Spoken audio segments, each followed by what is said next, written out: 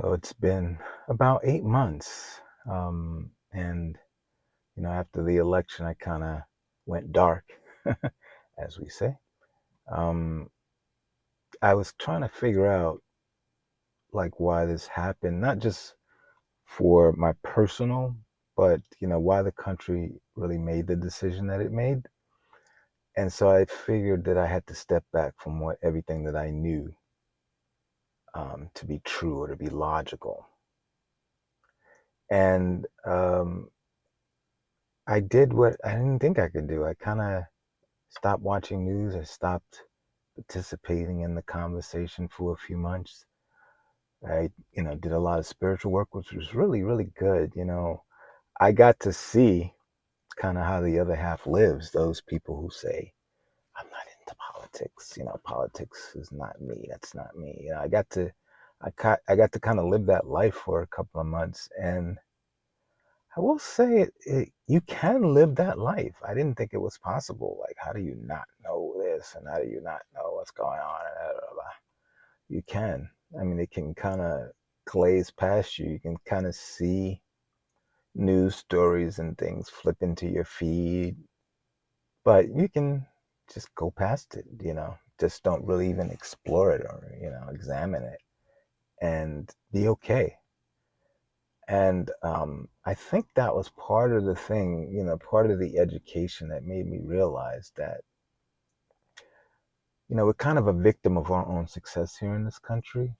So many of the gains that were made over the decades and really centuries, we're kind of living in that. So it's really,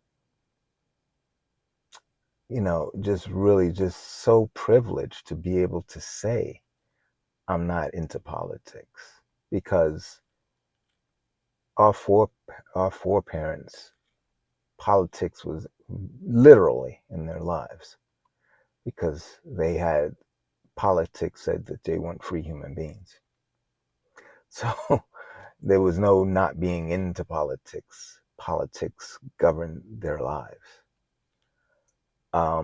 And so to be in a space now where you can feel such a freedom, where you can say that, is really, really a privileged position to be in.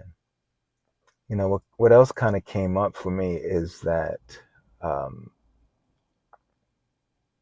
I don't know if it's going to be something that has to be of a devastating nature that people really feel. There are some in our Latin communities and communities that are being affected by the immigration that are starting to feel what was being said and what was being advised that would happen under this presidency. And so they're starting to see it in real time. Would it take something as calamitous as a financial collapse or something like that to get people to understand, what was being said? I don't know. These are really questions that I grapple with, and but it kind of makes me hopeful. Like, I was in Vegas a few months ago. My wife and I go out there for Summer League every year. And I was walking through the Bellagio, and they have this amazing garden that's kind of like these huge statues or figurines of like animals, but in different poses, and like these beautiful gowns and stuff like that. It's really, really magnificent. And I just saw people taking pictures and videos and just like really lavishly enjoying this. And I just like realized that people were living a vision of the two Americas. That is the dream, to live in that lavish lifestyle that like a Vegas provides when you're on the strip. And then a few blocks away, if you get off the strip, I mean, it just looks really, really, really run down. The contrast is startling, really, a few blocks away from all of this lavishness. So to me, it's kind of like the tale of two cities, where America, that's what we see on the strip, is what we project to be or what we want to be, living the dream. And then 2 blocks away is what we are. Now, the truth is probably somewhere in the middle, but I think that's kind of where our political landscape is. There's the fantasy land that a lot of people live in that can say, I'm 100 million. I'm one of the 100 million people who don't care that this thing will work itself out, so I don't vote. And then there's a reality of us who are like grappling every day with this stuff is not working, and it's going to, hurt us very, very badly. And so we grapple with that. We struggle with that. We want to make change. We want to make things better. So those are the two Americas that I'm seeing right now. But I'm very hopeful. I'm very hopeful that um, we're going to be okay. I don't know what that looks like.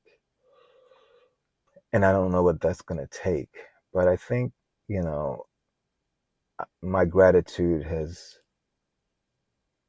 jumped immensely. It has really, really um, catapulted to a level where I'm just grateful every day for what I do have. And I just kind of condense it into my my wife, my family, my health, my friends, just really condense it, really, the neighborhood that I live in, things that kind of bring me joy. And I just try to stay there because I do realize that wherever I stand in those two Americas, I have to be at peace.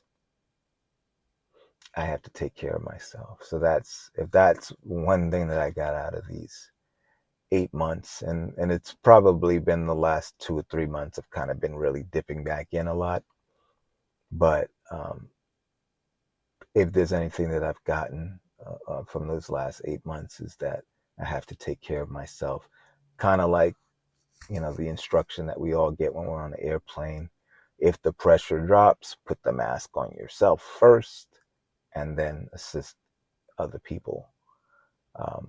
My go-to a lot of times is to put the mask on someone else, but it's put the mask on yourself. So, I've come to the realization that, hey, maybe those who live in that fantasy world, all right, hopefully. But that's why I have this channel, Breathe. I just have to keep breathing and I have to keep taking care of myself. And for all those out there um, who are, fighting this fight, so to speak, take care of yourself. Put the mask on yourself first. Take it in, and then we go to work.